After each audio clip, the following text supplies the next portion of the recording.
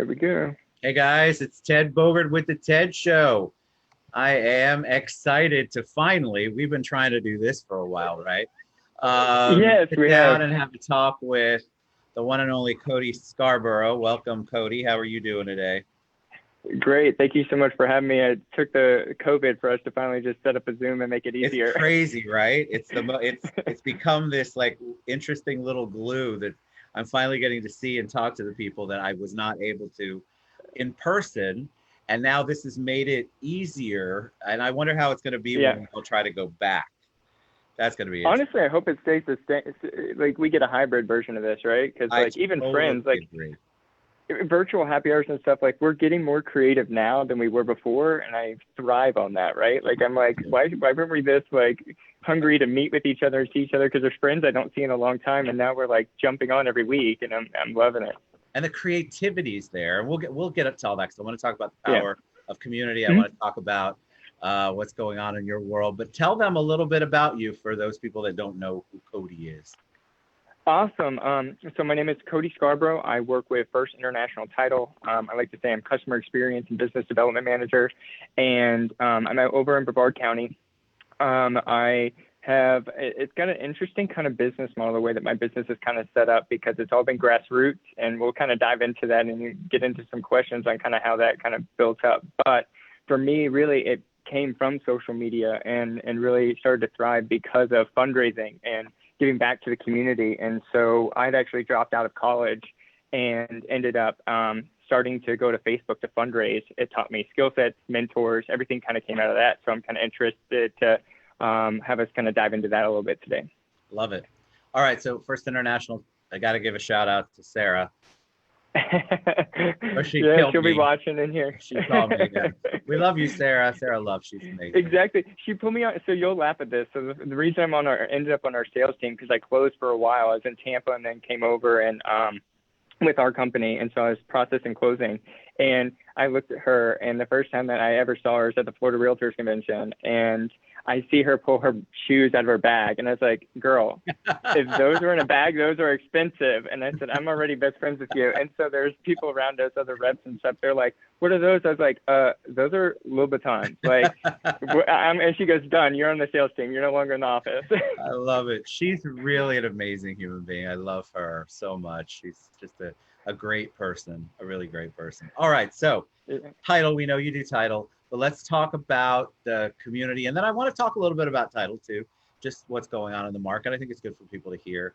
But talk about how you built up. So you were mentioning earlier that you had to go grassroots. You started basically from scratch, had to go and build your business, which I also want to eventually have the second part of the question, talk about how important that was during this time, being able to stay active. So let's take part one. How did you build it up? How did it become organic? What did you do?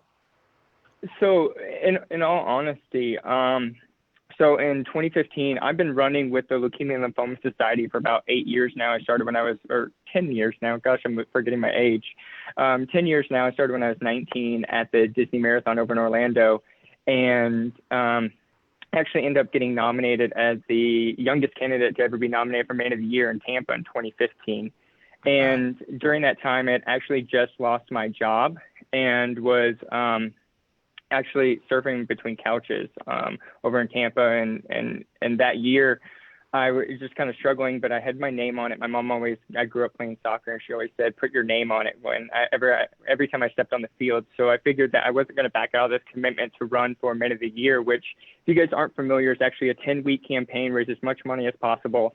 And so I was running against doctors. A lot of people ended up making fun of me, like, whose campaign are you on? Whose son are you? Like, because I was running against Moffitt and Florida Cancer Specialist. And so I had a lofty goal going in, and I was like, I'm a big talker. So I love snack talk all day. So I was like, I'm going to raise the most anyone's ever raised in Tampa.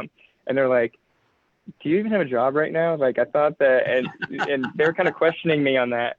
So about 5 weeks in, I kind of hit my rock bottom where I didn't really, I had $0 raised. And so the campaign came to me to see if I wanted to drop out and what I was going to do with the rest of the 5 weeks, because obviously I was way behind a lot of the other campaigns. I didn't have a campaign team like many of the people running. So I actually jumped onto social media and I was like, no, my name's on this. Like I'm fully committed. And what ended up happening is what changed my entire career, life, trajectory for what I was doing with my purpose and what I was contributing to society. So for me, I jumped to Facebook. I was like, these are all old people. I'm going to beat them on video, and I'm gonna lead with passion. And so you'll hear me often say I like to live in passion, and I'm very driven by people that, for instance, your interview you did last week with Running for Heroes. I love seeing his passion towards what he loves to do, whether that's sewing all the way up to selling real estate. And so for me, what ended up happening over that last 5 weeks is I ended up raising $95,000 in 5 weeks. The last week of my campaign, I raised $72,000, and 60% of my donors I've never met in person. So it was absolutely incredible. And what ended up coming out of that is I ended up having mentors and people reach out to me. I had never spoken in front of a group of people before and my first speaking engagement was the Oncology Managers of Florida Conference. And so Johnson & Johnson came up and they were able to triple money that I had, and money just started coming in. And it was when I ended up realizing was that I had a power of influence and that people were listening, and that meant something to the community. So what I took out of that is I had some mentors, and if I can stress anything further than I'm more like Gary Vee. I'm not a huge believer in the whole college thing and necessarily going in the traditional route, as long as you get your education the way that you learn and can continue to grow and teach yourself. But for me, it was going under all these mentors' wings and going, what do you guys know? What are 3 things that made you successful? I need 5 minutes. How can I earn coffee with you? I want to know, it doesn't matter what business. And I started realizing trends. And I started realizing that I could take to social media. And if I was honest up front, I'm quirky. I trip. I goof around. And so it's not always, trying to come off as super professional, filtered up selfie all the time, but like coming together and being really authentic. And that came across to where over the last couple of years, I've now raised $250,000 via social media for blood cancers. So in that, I've learned just to surround myself with people that are smarter and better than me, and well, maybe not better, but smarter than me, so that they've already been through life, they've already run a business, they've already sold businesses, and you can take in a lot and learn a lot about yourself as well, and have a lot more self-awareness to be able to kind of elevate yourself. So many questions came up. Let's see if I can remember them. First of all, kudos to you for raising that money. I mean, that's an amazing feat. Fundraising. I have a master's degree in healthcare with a focus on fundraising. Fundraising, nonprofits. It's a very hard road to hoe. It's difficult under the best of circumstances. So when you can find a formula like you found, that's amazing. But that's a testament to you. So you're the fundraiser, you're the voice, you're the ambassador.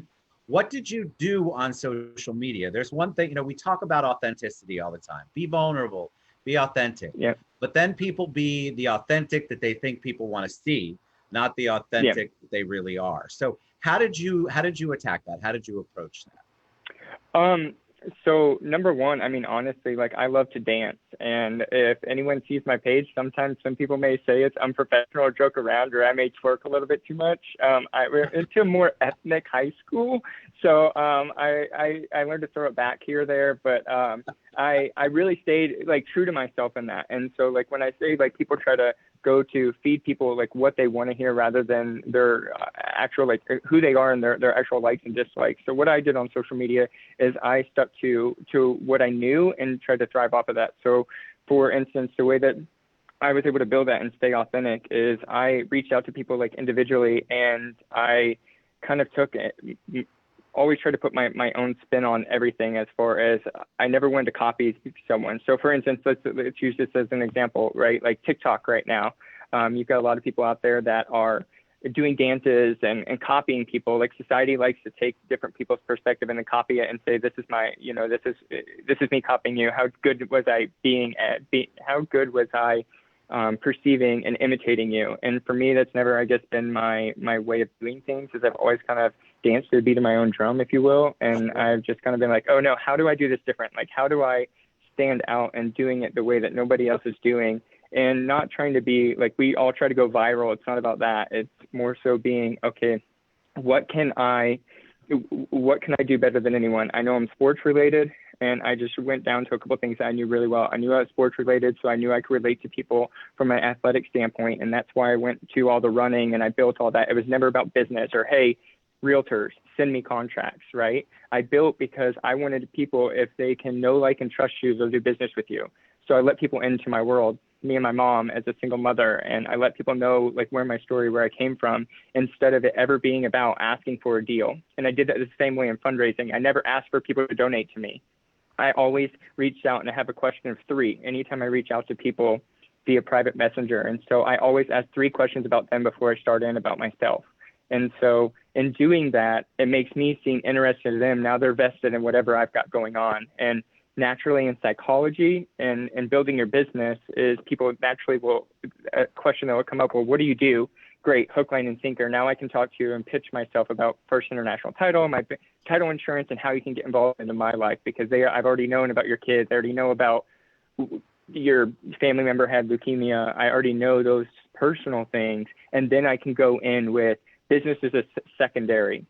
If you go in leading with the person, you then create servant leadership, which has exponentially grown my business in a couple of years. Sarah can attest to that. Well, I think what you're saying is so important, because a lot of people in any business, but especially in our business, the real estate world, people tend to be way too transactional rather than relationship oriented. And so if you are showing a genuine care and concern, and you're getting to know the person, which you're doing, then there is no, at some point, the business comes. I try to teach anybody who will listen that if you build a relationship, it may be a month, it could be a year, it could be 2 years. I will get business from the relationships that I have. Yeah. But if focus is the relationship and the transaction, it's just not a good place to be. And you're obviously not about that, which is really cool. Yeah, one thing that I know that I try to say is, one of my mentors and one of my first like coaching sessions that I kind of did with him, which wasn't paid coaching. I literally reached out to him with that same script. What can I do to you, and get those 3 things? And we started doing an hourly, 1 hour every week. And something that came out of that, and one of the first things he says, time on task over time beats talent every time. And so I really focus on those relationships and like diving into those, because again, if you can get them to invest in that, then like you've got a client for life. You're not having to sit there and like sell yourself short all the time. You can actually create deeper relationships. So you started out with the fundraising, and now you're successful in the title world. What are you doing as far as the balance goes with that? Because we all become so busy, but I know you have a heart for helping people. How did you manage that pre and post or during quarantine? How are you still able to maintain what you're doing for the community, what you're doing on the charitable side, and still doing your real estate world? So in essence, I just married the 2, right? So, and I'll answer that. And just to kind of answer what I was doing pre and what I'll be doing post COVID, is I changed from realtor happy hours to almost every event I did with realtors was a fundraiser. So I kind of allowed that to marry the 2 into the business, because it's so hard, as you know, if you're coming from a fundraising standpoint, it's hard that's a whole nother career and job on top of trying to build your business. So that's something that I did. And currently I've started a platform, and I'll tag that in our comments as well. It's called Act Out. So I'm currently going to start a nonprofit, a 501c3 with it. But it's about serving our community, and the needs, and our current need in the community is people that have been furloughed, laid off, or out of work. And so right now my company, as well as myself, has partnered up, and Act Out means action out loud in our communities. And so what I'm doing is I'm currently taking, since we are essential businesses and we are still having business and money, I think some of us sometimes take that for granted, that there's like, that we're still worried about growing and the next deal. Like there's people out there that don't have the opportunity. And I feel blessed in the fact that, I know I'll give the last shirt off my back for the fact that like, I feel like it's a mindset to know that you can make more money and being a commission-based field. Like I know it coming out of this, if I have nothing, I know I can go and make more. I know that I've got that work ethic, and there's some people that will never have that that instilled into them. So that's what I've taken. And so we're currently every Monday and Thursday feeding 100 families, and which also in return sponsors the local restaurant. So I started with clients and commercial clients of ours that we've done their buildings that they bought, and that with local restaurants to put money in their pockets, and then also feed people that are out in the community and let Facebook do its thing. People will spread the word and just share for people that currently have that need. So I've been getting almost an influx now to try to keep up with the business. So over the weekend, I spent a lot of time trying to figure out how to get different people food that didn't have money for gas to get to the restaurant even. So it's difficult out there. So what do you see happening post once we get unquarantined? What's the word? Not quarantined. What's going to happen? Are we going to have a nice little hybrid? What are we going to do with our worlds? Where do you see your world going? I can't speak to everyone else.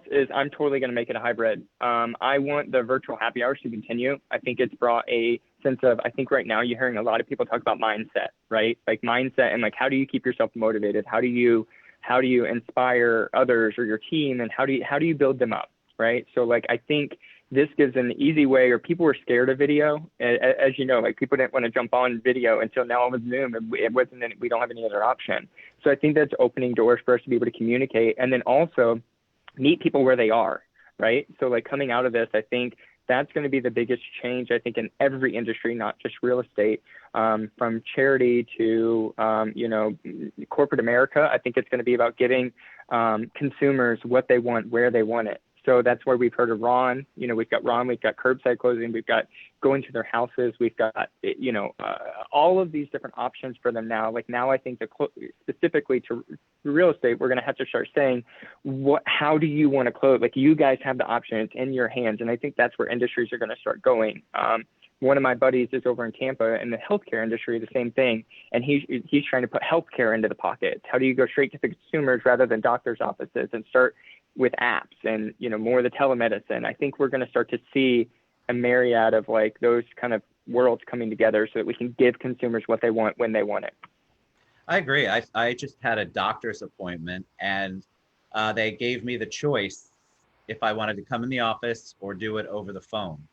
Mm-hmm. I don't think I've done telemedicine before because I have it as an option on my health insurance. Mm-hmm.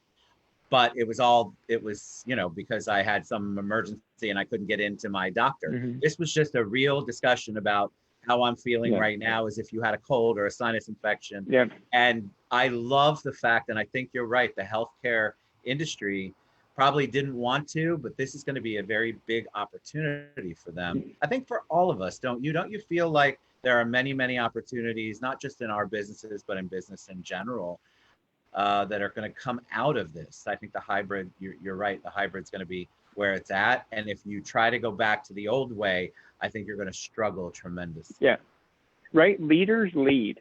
And so like, that's actually I use this actually when I shared this onto my page, but leaders lead. There's no such thing as an up or down market. There's opportunity. So you're going to see people in market share be taken by other leaders that are going to, I don't like saying there's a down market. It puts a negative connotation on it. And like that, or people, and really statistics say that it's not of what we're seeing in the market. There's a ton of listings hitting the market. And so it's to sit there and go, this is opportunity. This is to see who pivots the fastest and they're going to reap the most benefits. So I think that's what we're going to see most of. And so I think it's time to act rather than go in the offense. Agreed. All right. So my observation of you is that not just from social media, but from this time, you definitely remind me of an old soul. So tell me though, old souls tend to get depleted by some of these things that we're doing, staying positive. It can be taxing. So what are you doing outside of business personally so that you can stay creative and positive? One of the top things that I try to do is I've kind of got, you can tell I get big ideas, I get super excited, and I'm a lot of energy. So I totally hit these like ups and downs of like emotions and just like very intense. So for me, I tend to go to music is my outlet. Every type, everything from house music to country. Was born in Tennessee, so like I'm a country boy at heart, but then I also get this like rap kind of like gangster version of me that like people don't really know about and like to dance. And then I just am kind of all over the board. So that's always been, as a kid growing up, that was my, and especially for me, like coming out and growing up, I went to Missy Elliott was my jam. And so I used to dance in my room and like kind of get lost in like music and like find lyrics that energized me to be able to, there's any kind of emotion or process for you to like go through it allowed me to relate not only to the singer, but to realize that I wasn't the only person going through this. So I really kind of hid myself in music. So sometimes I'm probably one of the biggest extroverted introverts, if that makes sense, where I'll kind of recluse and go back and I'll want time just with like music and by myself. So it's podcast, learning from people. If you aren't putting stuff into your daily routine that you can constantly take in new information, it's just shake yourself up and give yourself a new mindset, and then music is my outlet. What about community? So we started with that. Let's wrap it up with that. So community, I give you my opinion, and then I'd love to hear yours. I feel like we have, even though we are isolated, we have become a tighter community overall. Yeah. And that's not just in our industry. I just mean in general. It feels like worldwide, local, regional, whatever you want to talk about, we have become tighter and closer and more in tune with each other and each other's needs and what we're going through. What are your thoughts on our community as far as like how we're reacting with everything going on right now? Yep, how we're adjusting. I mean, I love it. I don't know if you guys have, I'm sure everyone's experienced this, right? You go outside and people have their chairs outside again. And we've been in a society currently where people, before COVID and when we were dealing with, everything that's going on currently in the lockdown, we had people that didn't want their kids playing outside as much as, it was 30 years ago. We've tightened up on all of that and trusting people. And it's been nice to see. I've seen people on opposite side of the streets in recliner or with their like soccer chairs and talking and having, happy hours with one another. And it's beautiful to see. I think just watching the community kind of come together, support each other, reach out and see who needs help out there. I think if you open your eyes, you'll be able to see some amazing things that are happening in this community and not get so caught up in our current status or current situation that we're in. So, but one big quote, I think, as we kind of wrap up here that I've kind of been saying is I kind of live in a mantra of Michael Jackson's Man in the Mirror. And so the reason Act Out and all this stuff came out and speaking about community is I really was looking around for like different groups that I can get involved in. If you don't see those right now, be that person, look in the mirror and be that person. And so a quote of mine that I use, it's super simple, super deep. And especially if you want to take a big jab at your competition, just tell them be better. So that's my kind of quote that leave that with. Go out there and just be better. Yes. Man, I think this was awesome. You're amazing. Definitely have a lot of insight, and I love what you shared. I love the authenticity and vulnerability that you shared. I want people to know how to reach you. So if they want to tap into that, whether it's professionally or fundraising or otherwise, what's the best way for somebody to get a hold of you? The best way is I've currently got my my Cody Scarboro business page, so that has my cell phone number on it. So you guys can go ahead. That's the easiest way. Connect. If you want to message me and you don't want me to have your cell phone number, you can go there. Or if you want my cell phone number, you want to reach out and just touch base. And it's coffee. It's any industry. It's not necessarily a real estate thing. I feel like you can learn something from every single person that you meet, good or bad. Either you don't want to be like them or that you can take something away from them. So reach out to me, that page. It's easy. And I'll tag that in the comments as well. Awesome. You know what's great about you being a guest? You pretty much had the whole thing planned out in your mind, I can tell. So you got it all wrapped up. Very pretty package. That makes my life so much easier. I love it. You get to talk about the things that are important. That was a joy. Thank you so much, Cody Scarboro. Make sure you guys reach out to him.